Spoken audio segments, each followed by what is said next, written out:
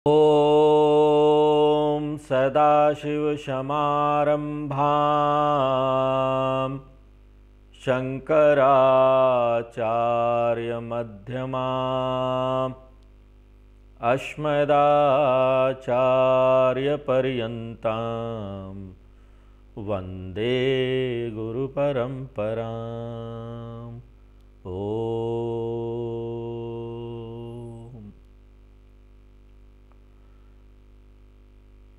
भगवान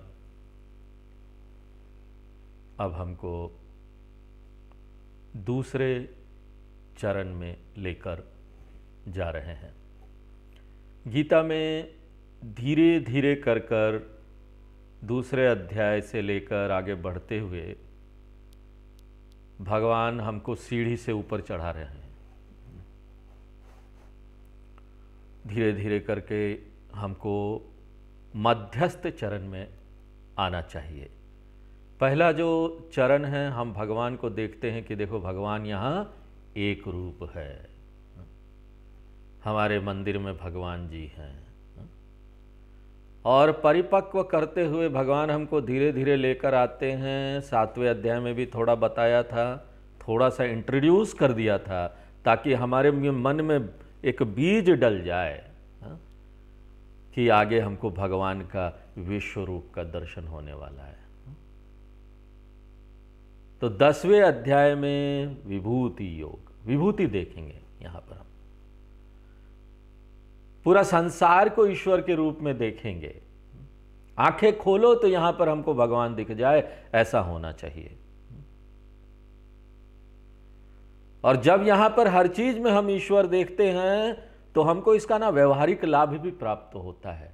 ये एक साधना है और जब तक हम ये बीच की साधना से आगे नहीं बढ़ेंगे, हम निर्गुण ईश्वर जो कि अंतिम चरण है उसको नहीं देख सकते, उसको नहीं जान सकते।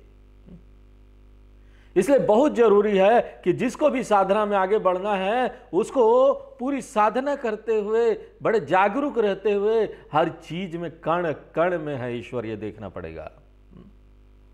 और इसका प्रैक्टिकल लाभ भी बहुत है।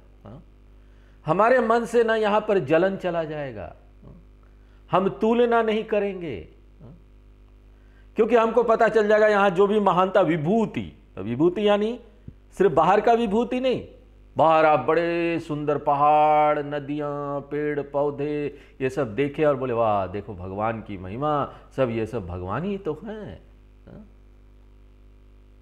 सिर्फ वही नहीं, हमारे अंदर का जो गुण है ना वो भी भगवान है, वो भी हमारी महानता नहीं, वो भी भगवान का है। हमारे अंदर कभी घमंड नहीं आएगा कि आहा हम ये सारी चीजें कर सकते हैं, हम ही तो कर सकते हैं, कभी घमंड नहीं आएगा। अगर हम इस साधना में रहें तो कभी हमको जलन ही नहीं होगा। दूसरों की महानता को देखकर दूसरा कोई आगे बढ़ रहा है, हमको कोई जलन नहीं होगा। क्यों? वो महानता तो भगवान है, वही सब महानता भगवान का है, सब गुण भगवान का है। सर्वत्र ईश्वर विभूति का दर्शन होगा हमको, और वही ये कराने जा रहे हैं भगवान इसमें। इसलिए इस अध्याय का नाम विभूति योग रखा। पिछले क्लास में हमने देखा कि भगवान खुद ही शुरू करते हैं। पहला श्लोक हमने देखा, भगवान उवाच। अर्जुन कोई प्रश्न नहीं पूछता है, भगवान अपनी तरफ से बोलते हैं, हे अर्जुन तुम तो मेरे बड़े प्रिय हो। भूय एव महाबाहो शृणु में परमं वच यत्ते हम प्रियमाणायम वक्ष्यामि हित कामया। तुम्हारी हित की कामना से, करुणा से, क्योंकि मुझे तो कुछ चाहिए नहीं। एक जो यहां पर गुरु होते हैं, जो ज्ञानी होते हैं, जो तत्वदर्शी गुरु होते हैं, उनको भी कुछ नहीं चाहिए किसी से। यहां पर उनको कोई चीज प्राप्त नहीं करना, उपलब्धि नहीं करना। क्यों? उनके पास सब कुछ है। अब भगवान तो खुद भगवान है, वो जब गुरु बन के यहां है तो भगवान सर्वशक्तिमान, सर्वज्ञ, सब कुछ है उनके पास। उनको क्या चाहिए? सब उपलब्ध कर लिया, पूरी दुनिया ही उन्होंने बनाया। अब उनको क्या चाहिए? कुछ भी नहीं चाहिए। वो चाहे तो चुपचाप एक कोने में बैठ जाते, हो गया हमारा काम खत्म, हमको कुछ नहीं करना है। लेकिन हित काम्य, तुम्हारी हित के लिए, क्यों? तुम मेरे बड़े प्रिय शिष्य हो। अब शिष्य सारे प्रिय होते हैं, जो सुन रहे हैं वो सब शिष्य, वो सब प्रिय हैं। तो भगवान के सामने तो एक ही था ना अर्जुन, कोई और सुन ही नहीं रहा था। पूरे देखो युद्ध क्षेत्र में एक अर्जुन ही था जिसमें यह पात्रता आ गई थी कि वो भगवान से पूछे कि भगवान, लाचार एक व्यक्ति जब चारों तरफ से लाचार हो जाता है तभी मांगता है ना किसी से मदद। चारों तरफ से जब लाचार हो जाओ और इस तरह से गुरु के पास शरणागति हो जाती है, तब गुरु बोलता है देखो प्रिय शिष्य। सारे शिष्य ही प्रिय होते हैं, क्योंकि अर्जुन सामने था, एक ही था, तो भगवान ने उसको बोल दिया प्रिय माना है, मैं बहुत प्रिय हो तुम। इसलिए तुम्हारी हित के लिए मैं देखो ये परम वचन तुमको बोलने जा रहा हूं। परम भगवान की बातें, परम वचन तुमको बताने जा रहा हूं, जो सबसे देखो सुनना है ना, तो कुछ यही बात तो सुननी चाहिए। गीता के अलावा कोई इधर उधर की बातें सुननी ही नहीं चाहिए। अपने कान चाहे तो बंद कर लो इन सब चीजों से। हम सोचते हैं ना नहीं नहीं हमको बड़ा एक्टिव और बड़ा ना सब चीज जानना चाहिए, इधर उधर की बातें, सब इधर उधर की बातें जानने में ही ऐसी ऐसी बातें जान लेते हैं कि जो हमको जानना नहीं चाहिए। उन शब्दों को अपने कान से दूर कर लो, खाली गीता सुनो, बाकी सारा संसार अपने आप सही हो जाएगा, तुम भी सही हो जाएगी। If I am okay the whole world is okay.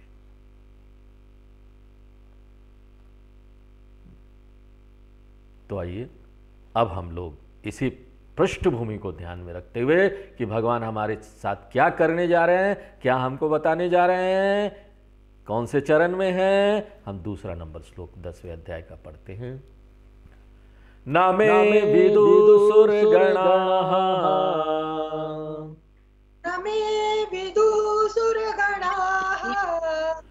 प्रभवं न महर्षयः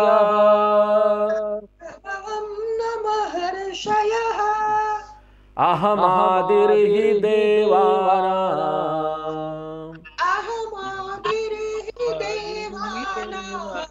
महर्षीणां च सर्वशः।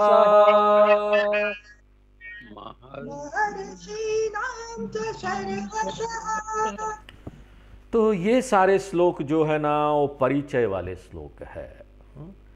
विषय बता रहे हैं भगवान श्लोक नंबर 1 से 3 में। क्या विषय है? ईश्वर का स्वरूप का ज्ञान है, ईश्वर विभूति ज्ञान, ये विषय है, और इसी का परिचय यहां दिया जा रहा है। और इन श्लोकों में कृष्ण भगवान बोलते हैं अर्जुन तुम ये मत बोलो कि ये सारी चीजें मैं दूसरे गुरु के पास जाकर सीख लूंगा, यही चीज ना मैं किसी और के पास जाकर सीख लूंगा, विभूति योग जान लूंगा, ये तुम मुझे नहीं बोल सकते हो। क्यों? क्या जानोगे दूसरे से? कोई जानता ही नहीं मुझे, मेरे अलावा कौन जानता है यहां मुझे? क्योंकि मैंने ही सबको यहां बनाया, कोई और नहीं जान सकता, क्योंकि सब मेरे बाद यहां आए हैं। यह तो नंबर 1 बात हो गई। और दूसरी बात क्या हो गई? सभी लोग ना सीमित है, उनकी प्रकृति सीमित है, उनका मन भी सीमित है। हमको यहां अहंकार नहीं करना चाहिए, हम सबका मन जान लेते हैं। यहां कोई किसी का मन नहीं जान सकता। थोड़ा सा आप आइडिया लगा सकते हैं कौन क्या सोच रहा है, लेकिन अंदर की बातें नहीं समझ सकते। इसलिए बड़ा विनम्र रहना चाहिए। भगवान बोलते देखो मैं ही हो जो सब कुछ जानता हूं, सर्वज्ञ, इसलिए तुम मुझसे सीखो, मुझसे जानो। सुरगणा में प्रभवम न विदुहु, यहां तक कि जो भगवान है ना, जो देवता लोग है ना, वो भी मेरी महानता को पूरी तरीके से नहीं जानते हैं। और देखो केनो उपनिषद जब हम लोग पढ़ेंगे ना, उसमें एक कहानी आएगी। जब वहां पर ना देवता लोग बड़े घमंडी हो जाते ना, हम लोगों ने राक्षसों को हरा दिया, वरुण देवता, अग्नि देवता, तो भगवान सोचते हैं इसके घमंड को जरा दूर करते हैं, और एक रहस्यमय व्यक्ति का रूप लेके भगवान आते हैं। और देवता लोग समझ नहीं पाते एक कैसा रूप है, कौन आ गया।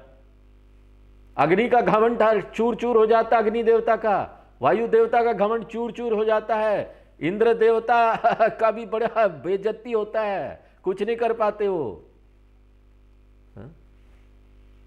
इंद्र देवता फिर पार्वती देवी को प्रार्थना करते हैं और उसके बाद पार्वती जी आती है और इंद्र देवता को ज्ञान देती है, पढ़ाती है उसको।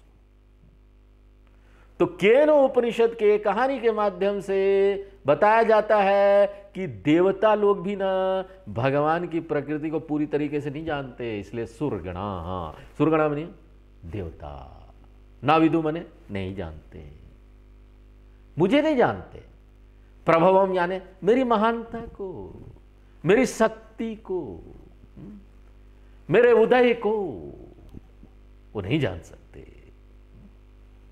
वो जानते नहीं। और ऋषियों का क्या, महर्षय अपि न विदुः, यहां तक कि जो महान ऋषि लोग हैं ना वो भी मेरी महानता को अर्जुन नहीं जानते।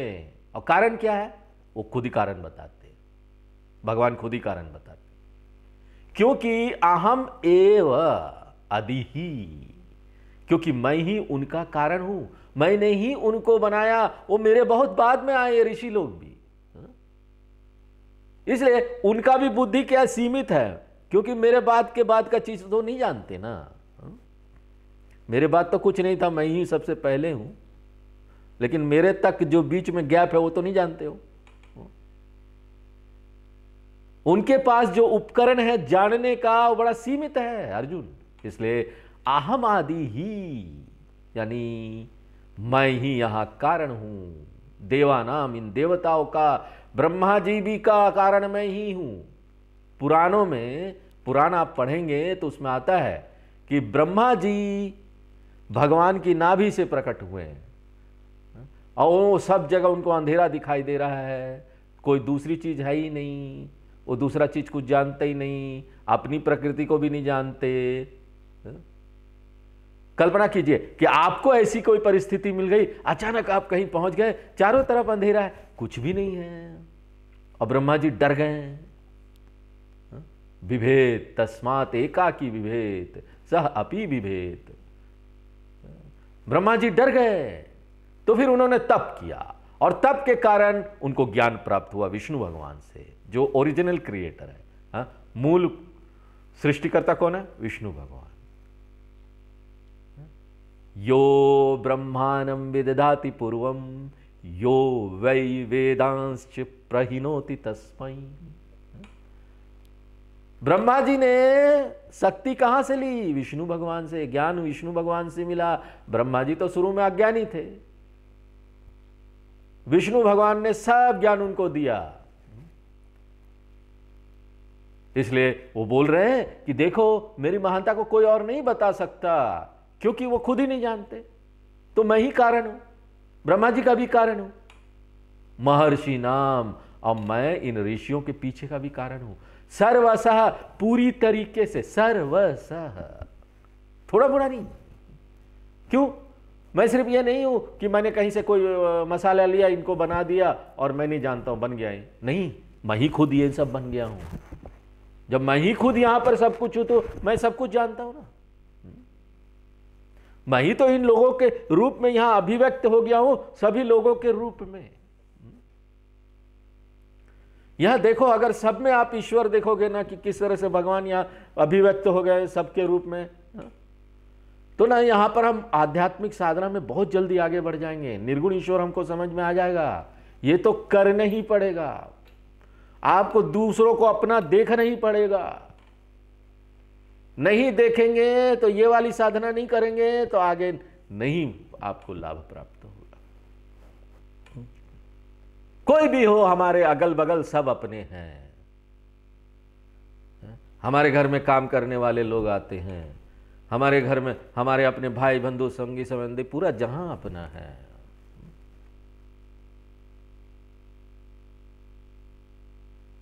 मैं ना वहां का ना मैं यहां का, मैं तो सारे जहां का, ये साधना है। आगे चलिए 3 नंबर श्लोक पढ़ते हैं। यो माम जमनादिं च, यो माम जमनादिं च, वेत्ति लोकमहेश्वरम्, वेत्ति त्रिलोकमहेश्वरम् असम्मूढ समर्थ्येषु असम्मूढसमर्थ्येषु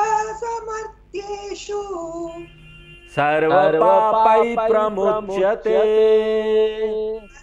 पापै प्रमुच्यते। और अगर एक व्यक्ति बहुत बुद्धिमान है ना, तो वो अपना दिमाग लगाएगा किस चीज में, इधर उधर की बातों में नहीं। कौन क्या कर रहा है? फोन कर करके कौन क्या कर रहा है?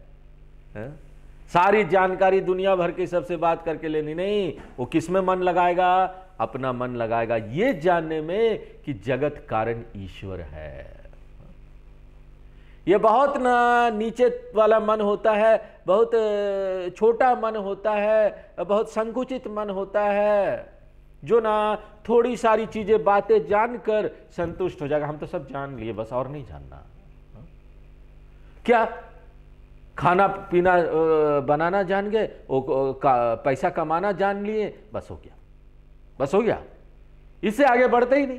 पैसा कमाना जान लिए तो सब कुछ जान लिए, प्रॉपर्टी हो गया, संपत्ति हो गया, सेटल हो गए, हो गया स्वामी जी, सेटल हो गए, और कुछ नहीं जानना क्या? नहीं।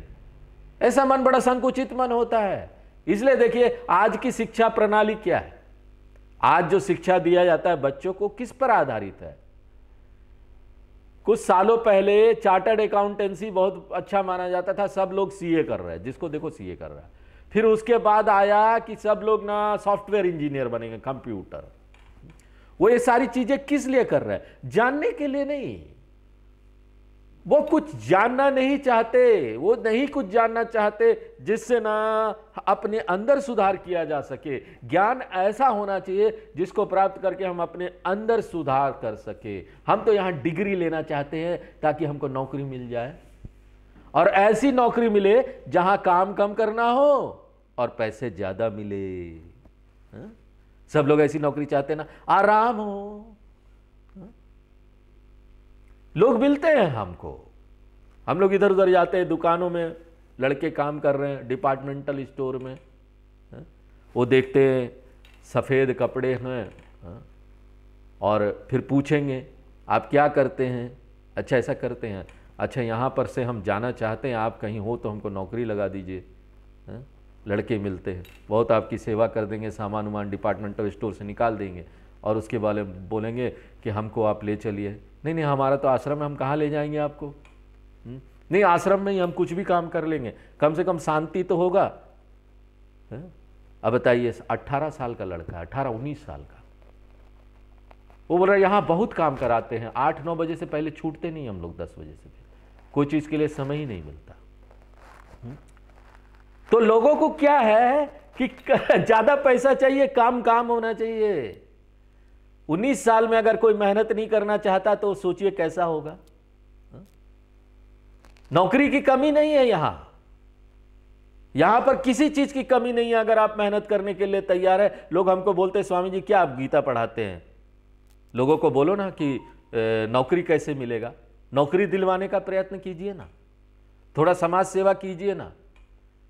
मैं बोला अगर ऐसे व्यक्तियों को ला के और समाज सेवा करेंगे तो समाज सेवा नहीं होगा और उल्टा सेवा हो जाएगा। उसको तो यह ज्ञान चाहिए कि उसका मन खुलना चाहिए, उसका दिमाग खुलना चाहिए कि तुमको मेहनत करनी है। यहां पैसे की कमी नहीं है, संसाधन की किसी चीज की कमी नहीं है, मेहनत करने वालों की पूछ हर जगह होती है। जो भी यहां पर लोग हैं सब लोग यही चाहते हैं कि हम मेहनत करने वाले लोगों को ले अपने अंडर, भले वो पैसे कम देना चाहते हैं। वो सोचते पैसे कम दे, क्योंकि मालिक हमेशा सोचता है पैसे कम दे काम ज्यादा ले, और काम करने वाला सोचता है पैसे ज्यादा मिले काम कम मिले। तो कई लोग ना यही कमाने खाने वाले ज्ञान में ना बिजी रहते हैं, यही इधर उधर इसी दिमाग में रहकर, छोटे दिमाग में रहकर घूमते रहते हैं इधर उधर, उसी ज्ञान से सेटिस्फाइड हो जाते हैं। क्यों? क्योंकि उसकी बुद्धि अभी परिपक्व नहीं हुई है, पर्याप्त रूप से विकास नहीं हुआ बुद्धि का। कोई भी जो बुद्धि परिपक्व हो गई, विकास कर गई है, वो हमेशा ये प्रश्न पूछेगी कि हम कहां से आए हैं। कस्त्वं को हम खुद आयाता, कामे जननी को में ताता। शंकराचार्य जी भद गोविंदम में बोलते हैं कि हे बंधु, पूछो तो कौन तुम्हारे माता पिता है, कहां से आए हो। एक विकसित बुद्धि निश्चित रूप से यह प्रश्न पूछेगी, कोई कारण है क्या। और जितने भी यहां पर वैज्ञानिक है ना, वो संघर्ष कर रहे हैं इसी बात को, इसी एक बात को जानने के लिए। और हमारे शास्त्र इसी एक बात को आपको बैठे बैठे समझा देते हैं, बैठे बैठे आपको दर्शन करा देते हैं इस चीज का, एक ही सिद्धांत का। स्टीफन हॉकिंस आज इस संसार में नहीं है, शरीर छोड़ के चले गए, लेकिन वो पूरा जीवन यही खोजते रहे। अपंग थे, चल भी नहीं पाते थे, एकदम पैरालाइसिस थे, व्हीलचेयर पर बैठे रहते थे, लेकिन वो वैज्ञानिक थे, बहुत दिमाग था उनका। बाद में अपंग हुए थे, उन्होंने एक चीज निकाली, उन्होंने एक नाम दिया लोगों को, थ्योरी ऑफ एवरीथिंग। मतलब सब चीज का एक सिद्धांत, एक गोला वो ढूंढ रहे थे। वो गोले से, एक सिद्धांत से पूरी दुनिया की हर चीज उसको समझ में आ जाए, हर चीज को जा जाकर नहीं समझना पड़े, एक ही चीज से सब चीज समझ में आ जाए, किसी से सब चीज आया। लेकिन वो बड़े नास्तिक थे, उनको भगवान से कोई मतलब ही नहीं था। वो बोलते थे भगवान नहीं है, लेकिन उनको यह नहीं पता कि ये थ्योरी ऑफ एवरीथिंग भी भगवान ही है। यही कारण है पूरी दुनिया का। लेकिन एक दिमाग वहां तक पहुंचना चाहिए, वैज्ञानिक दिमाग होना चाहिए जो इस तरह से सोच सके। जब देखो, न्यूटन बोलकर एक वैज्ञानिक था, कहानी आप लोगों ने सुनी होगी कि वो कहीं बैठा हुआ था सेब के बाग में, एप्पल, तो उसने एप्पल को नीचे गिरते हुए देखा पेड़ से टूट के, तो जाके दौड़ के उसको खा नहीं गया। हम लोग होते तो खा जाते, अरे एप्पल गिर गया, एप्पल गिर गया, धो धो क्या या तो भगवान को चढ़ा देते, खा जाते। लेकिन उसने ये नहीं किया, उसने प्रश्न पूछा एप्पल नीचे क्यों गिर रहा, ऊपर क्यों नहीं गया। अब सोचो, ऐसा कौन सोच सकता था कि एप्पल देख के नीचे गिरता देख के वो ये सोच रहा कि नीचे क्यों गिर रहा, ऊपर क्यों नहीं जा रहा। हमको ये सब चीजों से कोई लेना ही देना नहीं, हम सोचने ही नहीं चाहते इन सब चीजों के लिए। एक मध्यम बुद्धि का आदमी ना, वो आगे सोचना ही नहीं चाहता। एक जो बुद्धि विकसित कर गया है, जो आगे जानना चाहता है, वो हमेशा पूछेगा सौनक की तरह अंगिरस गुरु से कि ऐसा क्या चीज है, हे भगवान ऐसा क्या चीज। हम लोग मुंडक उपनिषद में देख रहे हैं कि जिसको जानकर सब कुछ जान लिया जाता है। एक चीज को जान लो, थ्योरी ऑफ एवरीथिंग, हम सब कुछ जान लिए। ऐसा जो विकसित बुद्धि वाला व्यक्ति है, उसको क्या बोलेंगे, असम्मूढ़। एक परिपक्व बुद्धि, एक विवेकी बुद्धि, यह व्यक्ति जो भगवान को जानना चाहता है, जो इस संसार के कारण को जानना चाहता है। अगर आपको लगता है भगवान को जानना बड़ा आध्यात्मिक धार्मिक हो गया, तो नाम बदल दो ना आप, मत लो भगवान का नाम, बोलो नहीं हम इस सृष्टि का कारण जानना चाहते हैं। प्रश्न तो यही है ना, इन सब चीज का कारण क्या है। इसलिए यह मम वेत्ति, ये जो बुद्धिमान व्यक्ति है वो मुझे जानना चाहता है, जगत के कारण को जानना चाहता है। किस तरह के भगवान को जानना चाहता है, अजम अनादिम च, जो अजम है, जिसका कभी जन्म नहीं हुआ, जो पूरी सृष्टि का कारण है। अजम, जन्म नहीं हुआ जिसका। अगर भगवान का भी जन्म होता तो क्या होता, भगवान अंतिम कारण नहीं होते, सब कारण का कारण नहीं होते, फिर क्या होते, भगवान का भी कोई कारण होता ना। भगवान को किसी ने जन्म दिया है, भगवान के कोई माता पिता, हम पूछते फिर उसको किसने जन्म दिया, फिर उसको किसने जन्म दिया, उसको किसने बनाया, ऐसा चलते रहता, कभी समस्या का समाधान नहीं होता। इसलिए भगवान अंतिम कारण है, सब कारणों का कारण है। भगवान का कारण कोई नहीं है, बिना कारण से ही वो है।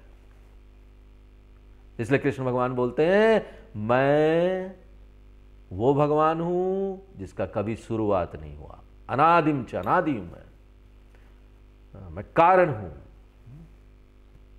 अजम यानी जन्म नहीं हुआ, अनादि यानी अकारण हूं, क्योंकि अजन्मा हूं इसलिए अनादि हूं, कारण हूं, क्योंकि कारण हूं इसलिए अजन्मा हूं। दोनों एक दूसरे से संबंधित है। और अगर आप पुराण पढ़ेंगे ना, पुराण जो है उसमें कहानियां हैं। जिस बुद्धि को ये सब बातें समझ में नहीं आती, उन बुद्धियों में ये सब बातें डालनी है तो भागवत पुराण सब कहानियों के माध्यम से डालना पड़ता है। वो बोलेंगे देखो वो ना व्यक्ति की तरह देखेंगे संसार में, बोले देखो ये माता है, ये पिता है, पार्वती जी माता है, शंकर भगवान पिता है, कैलाश में बैठे हैं, वैकुंठ में कहीं भी बोल लो। और उनके माँ बाप कौन है, तो कहानी में बताया जाएगा इनके कोई माँ बाप नहीं है। क्यों? वो कारण रहित है। पुराणों में कारण रहित बताना होगा ना, ये कठिन चीज को एक कहानी के माध्यम से बताएंगे। गणेश भगवान पूछेंगे आपके माँ बाप कौन है, पार्वती शंकर भगवान बोलेंगे हमारे माँ बाप कोई नहीं है। अब पुराणों में ही बताया जाता है कि पार्वती जी जो है ना, उनका कोई सास ही नहीं है, कोई ससुर भी नहीं है। पार्वती जी देखो कितने भाग्यशाली है, ऐसी बहू है कि ना कोई समस्या ही नहीं, सास का समस्या नहीं है उनका। क्यों? भगवान शिव का कोई माता पिता नहीं है, अंतिम पिता है वो, सबका पिता का पिता है वो। तो इस तरह से पुराणों में कहानियों के माध्यम से हमको बता दिया जाता है, परिवार के माध्यम से, सास ससुर परिवार, इस तरह से आपको बता दिया जाता है कि देखो ये कारण रहित कारण है।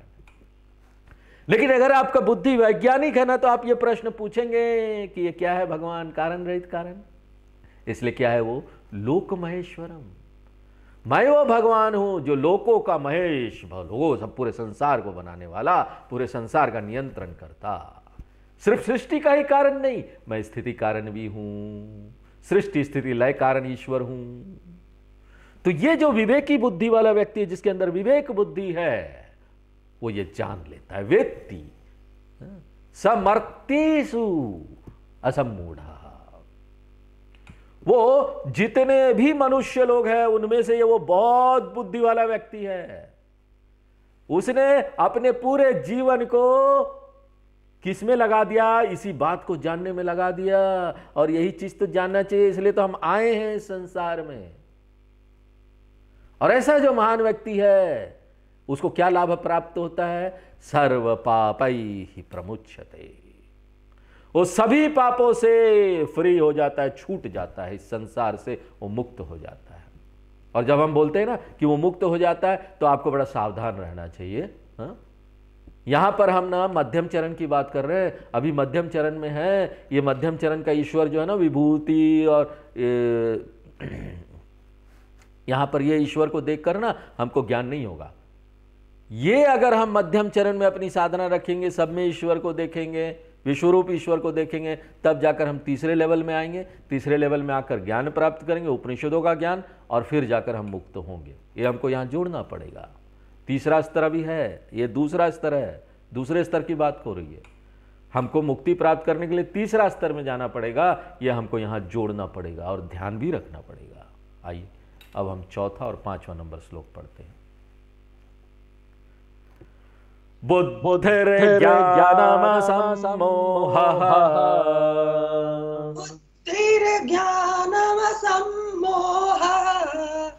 क्षमा सत्यं दमः शमः सत्यं दमः शमः सुखं दुःखं भवो भावः सुखं दुःखं भवो भावः भयं च भयमेव च भयं च भयमेव च अहिंसा समता तुष्टिः अहिंसा समता तुष्टिः तपोदानं यशो यशः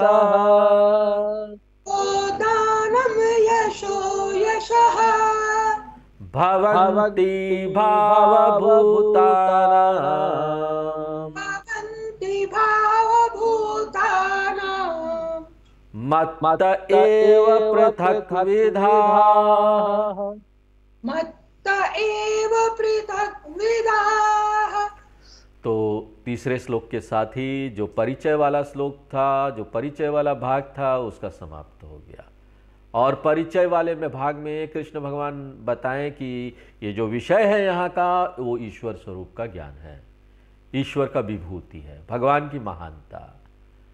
और यहाँ अब कृष्ण भगवान संक्षेप में पूरे विषय को बताएंगे इन श्लोकों में, श्लोक नंबर 4 से श्लोक नंबर 11 में पूरे विषय वस्तु को संक्षेप में बताएंगे। और अर्जुन फिर आगे जाकर पूछेगा कि भगवान ये तो बड़ा कम में बताया आपने, और बताइए, इसका विस्तार कीजिए। तब जाकर कृष्ण भगवान और इसका विस्तार करेंगे। तो ये जो भाग है इसमें कृष्ण भगवान बताते हैं कि एकमात्र भगवान ही यहाँ पूरे सृष्टि के रूप में अभिव्यक्त हो गए हैं, क्योंकि भगवान क्या है? मिश्रण है चेतनता का और अचेतनता का, जड़ और चेतन का। ये पूरी सृष्टि ये मिश्रण है जड़ और चेतन का। इसलिए एकमात्र भगवान ही यहां अपने आप को विस्तारित कर दिए हैं पूरे सृष्टि के रूप में। और सुविधा के लिए यहां पर पूरी दुनिया जो है वो 2 भागों में विभाजित की जाती है। वो क्या है? एक बाहर की दुनिया है, वस्तु की दुनिया, बाह्य प्रपंच, और एक अपने अंदर की दुनिया है, विचारों की दुनिया, आंतर प्रपंच। और कृष्ण भगवान बोलते हैं ये जो अंदर की दुनिया है ना, जो अंतर प्रपंच है, वो भी एकमात्र मेरे से ही जन्म लेता है। बाहर की दुनिया जो आपको दिखाई देता है, पेड़ पौधे पहाड़ वस्तु सब, ये भी मेरे से जन्म लेता है। तो इसका मतलब क्या है? भगवान को देखने के लिए आपको कोई एक विशेष दिशा में नहीं देखना पड़ेगा। आंखें खोलो तो भगवान, आंखें बंद करो तब भी भगवान। इसलिए भगवान सब जगह है। तो आंतर प्रपंच जो है, अंदर की जो क्वालिटी है, जो गुण है, उसका भगवान यहां लिस्ट दे रहे हैं, बोल रहे देखो ये सब भी मैं हूं। अंदर क्या है? बहुत सारे विचार हैं, बहुत सारे यहां विचार कृष्ण भगवान इसका लिस्ट देते हैं। बुद्धि, या आंतरिक दुनिया हमारी, बुद्धि वाली दुनिया हमारी, कितनी बुद्धि है? आशा है हम लोगों को बुद्धि है थोड़ा, इसलिए तो गीता पढ़ रहे हैं। उसके बाद ज्ञान, ज्ञान भी है। असम्मोह, असम्मोह यानी स्पष्टता है हमारी सोच में, हर चीज को स्पष्ट रूप से हम सोच पाते हैं, मोह नहीं है, असम्मोह। क्षमा, क्षमा यानी धैर्य, सत्य बोलना, दम, दम यानी इंद्रियों का निग्रह। इंद्रियों का निग्रह करने के लिए मन की जरूरत होती है। हमने कठोपनिषद में देखा, इंद्रिय निग्रह, इंद्रियों को की तुलना किससे की गई कठोपनिषद में? घोड़े के घोड़ा से किया गया इंद्रियों की तुलना, और मन की तुलना लगाम से। तो घोड़ों को कंट्रोल में रखना है तो मन को कंट्रोल में रखना पड़ेगा। मन से वो कंट्रोल में आएगा, मन को उसको निर्देश देना पड़ेगा, हे घोड़े कंट्रोल में रहो। इसको बोलते दम। हम मन को एक दिशा दे देते हैं। सम, मन का नियंत्रण करना। उसके बाद सुख, सुख खुशी प्राप्त करना, दुख, दुख आ जाना, भव यानी जन्म लेना, इन विचारों का जन्म, भव। अभव यानी इन विचारों का लय हो जाना, ये विचार खत्म हो जाना। कोई विचार आते हैं जाते हैं ना, आना जाना। भयम, डर, डर एक भी मन की एक विचार है ना, डर आ रहा है। अभयम यानी डर नहीं है, हम भय है। आगे आने वाले श्लोक में ये लिस्ट जारी रहेगा। ये अंदर की दुनिया क्या है हमारा? अहिंसा। ये भी हमारा मानसिक भावना है, अहिंसा। हम किसी को चोट नहीं पहुंचाना चाहते। समता, हम सब में संभाव रखते हैं। उतार चढ़ाव यहां होता रहेगा, लेकिन हमारे मन में ऐसा उतार चढ़ाव नहीं हो रहा है। तुष्टि, हम संतुष्ट रहते हैं। तप, अनुशासन में रहते हैं, नियम से रहते हैं। दान, दान देते हैं हम जिसको जरूरत हो उसको। यश, यहां बहुत प्रसिद्धि कमाते हैं। अयश, यहां हमारी बदनामी भी होती है। यह लिस्ट थोड़ा सा है, छोटा लिस्ट। कृष्ण भगवान ने छोटा सा लिस्ट दिया है, इसमें और भी सारे जो विचार है ना उसको आप जोड़ सकते हैं, वो भी भगवान ही है। भूता नाम भाव, भूता नाम ये सारे जो लोग है ना, उसके जो ये अंदर के भाव है ना, पूरी प्राणियों के भूता नाम, यानी ये जहां पर प्राणी जो जितने लोग हैं, और ये सब कहां से पैदा होता है, कहां पर इसका स्रोत है? भगवान बोलते मत्त एव भवन्ति, ये सब मेरे से जन्म लेता है, एकमात्र मेरे से, अपने अलग अलग रूप में पृथक विधा, वो मेरे से ही जन्म लेता है। इसलिए ये आंतरिक जो विचारों की दुनिया है ना, उसका भी कारण मैं हूं। और बाद में जाकर भगवान और भी बताएंगे, और बताएंगे बाहर की जो दुनिया है ना, उसमें भी गिनाएंगे ये सारी चीजें, ये भी मैं हूं। और इन सबको आप जोड़ दीजिए तो अंदर की दुनिया का भी कारण मैं हूं, बाहर की दुनिया का भी कारण मैं हूं। यही आगे हमारे मन में भगवान डालने जा रहे हैं, धीरे धीरे विकास करते हुए हमको ले जाएंगे, और विश्व रूप का दर्शन फिर अगले अध्याय में भी कराएंगे, थोड़ा थोड़ा करके। तो आज यहीं विराम देते हैं, आगे फिर हम लोग नेक्स्ट क्लास में देखेंगे।